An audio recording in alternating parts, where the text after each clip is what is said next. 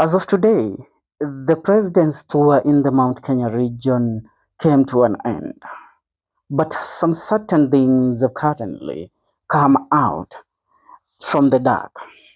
There is a fallout looming between President William Ruto and more of the Mount Kenya region members of parliament. Why am I saying so? A post by one uh, senior advisor to the president, Moses Kuria, has currently revealed something that we all couldn't see. As of today, the president completed his tour in Kiambu County, but he only visited two regions. The question is why? And the regions that President Ruto visited are not the most popular regions in Kiambu County. He visited Lari constituency and concluded his tour in Githunguri constituency. Now, Kiambu County has so many so many populated uh, constituencies. And to name a few, as I have said, Moses Kuria. Moses Kuria, before he became the cabinet secretary and became the principal advisor to the president, he was the member of parliament of Gatondo South. Now, this is the home of former President Uhuru Muigai Kenyatta.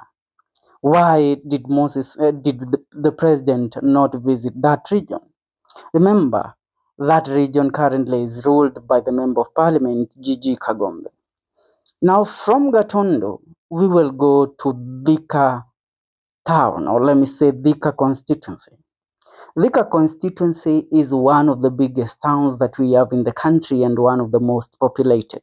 It is the most populated constituency in Kiambu County.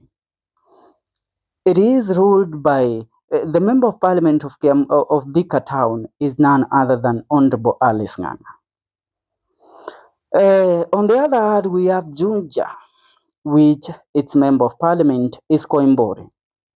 From Juja, we have Kiamba constituency led by Honorable Kawanjiko. Apart from Kiamba, we have Molo constituency, which is led by Kimani Kuria. Apart from Molo, we have the Kikuyu constituency led by the right-hand man to the president, Majority Leader Kimani Ichung'wah. From Kikuyu, we have Roysambu. Though Roysambu falls in both Thika, Roysambu falls in both Kiambu and Nairobi. But when you look at some parts that fall in Kiambu, including Githurai, this part is one of the most populated markets and areas that we have in Nairobi and Kiambu County. Why didn't the president make the visit there? And come to Ruiru constituency, led by, I really cannot pinpoint his name. I have forgotten his name. But Ruiru is also one of the most developed constituencies in Kiambu County. So why didn't the president make a stop in Ruiru town? The president visited only two places, and that was strategic. I want to read to you a message by one Moses Kuria in regards to the president's tour today in the Mount Kenya region. And Kuria says this, and this post speaks a volume. Through his Twitter account, he says, amateurs and paper tigers will fall by the sides. Only pros will remain. This Kenyan political PGA God lesson of the week. The makeup is peeling off. Nabado.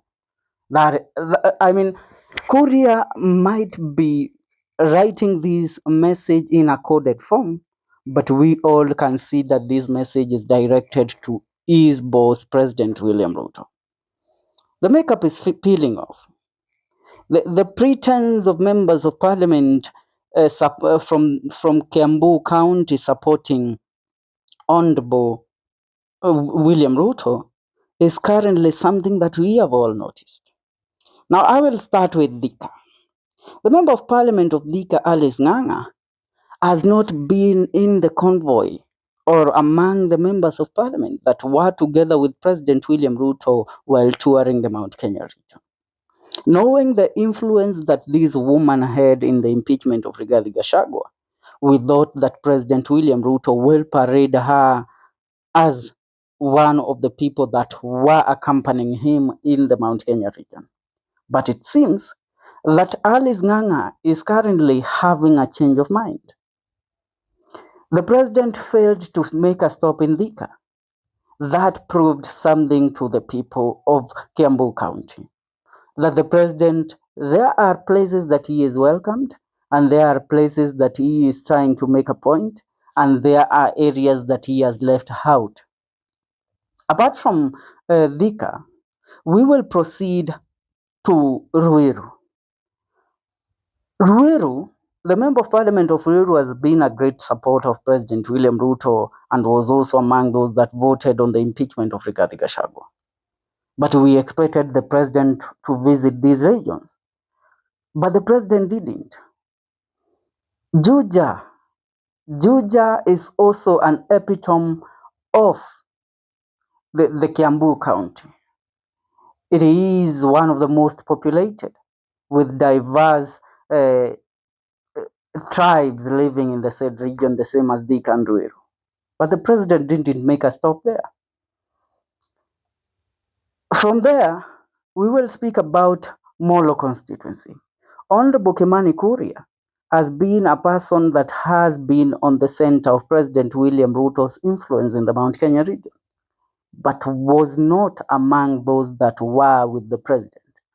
I mean, sincerely speaking, the only member of parliament that was paraded by the president in the region of the Mount Kenya is none other than Kimani Ichung'wah.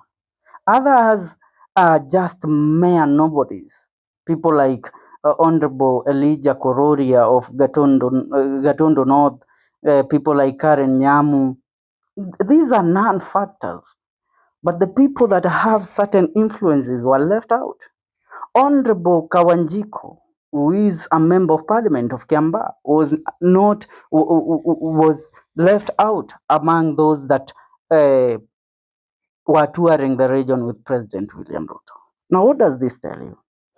There are rumors that are currently coming to us that President William Ruto has fallen out with some of the most key political players in the Mount Kenya region. And when we speak about Kiambu County, we are speaking about a county that has about 1.5 million votes.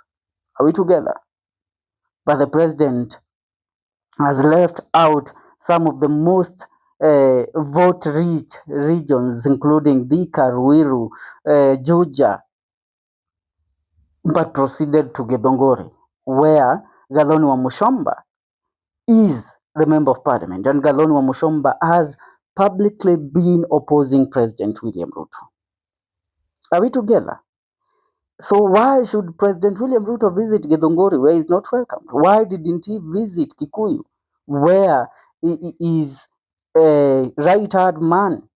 Kimani Ichung'wah is the member of parliament. Why didn't he visit Thika? Why didn't he visit Gatondo? Now let me tell you something. The info that we have, the president's men have been, and also let me say the members of parliament of UDA who more so come from the Mount Kenya region and mostly from Kiambu County, are currently in disagreement with President William Ruto. The power that the president has given to one Kimani Ichung'wah has become a problem to other members of parliament. And that is why, as we speak right now, news are being circulated that Kimani Ichung'wah's heckling in the Mount Kenya region was an orchestrated move. Now the president takes Kimani Ichung'wah and respects him and gives him more powers than those that the deputy president Kithure Kindiki has. He holds Kimani Ichung'wah in high regard more than he holds Kithure Kindiki. And Kimani Ichung'wah is a very egocentric man. He has been belittling the rest of the members of parliament from Kiambu County because he is in the inner circles of the president. So people like Alice Ng'ang'a, people like Kimani Kuria, Kawanjiko, Gigi Kagombe, the member of parliament of Ruiru, they are all currently walking out slowly through the back door from supporting President William Ruto publicly. The message that they have for them to continue working closely with the president is that the president must take it in high regard to not give the power that he has been giving to Kimani Ichung'wah. Are we together? And that is why the most of the people that were ferried from these regions where these members of parliament did not attend the president's event are said to have been told that the enemy that they will heckle, it's not the president, but one Kimani Ichung'wah. I want to hear your reasoning in regards to this. And the message from Moses Kuria speaks in volumes. Hearing him tell us that the makeup is peeling off, it is a clear indication of how they regard Kimani Ichung'wah within the circles of power and within President William Ruto's circles. Kimani Ichung'wah holds President William Ruto by the head because Ruto believes that Kimani Ichung'wah must be so close to him due to his influence in parliament and how he controls the policy-making organs in parliament. I mean, passing bills, seeing policies being passed and all that. So this man, he is another Gachagua within the circles of power. The reason why we are saying this is because Kimani Ichung'wah went ahead to fight Gachagua and got him out of government. And he took the place that the place that Gachagua was holding. After taking that place, he has not played the role of uniting the MPs and respecting them because most of them said Gachagua was not respecting them. For him, he has played the same role that Gachagua used to play. I mean, before an MP from the Mount Kenya region gets to President William Ruto, they have to go through Kimani Ichung'wah. I want to hear your message in regards to this. And please don't forget to subscribe. I thank you for always supporting our work.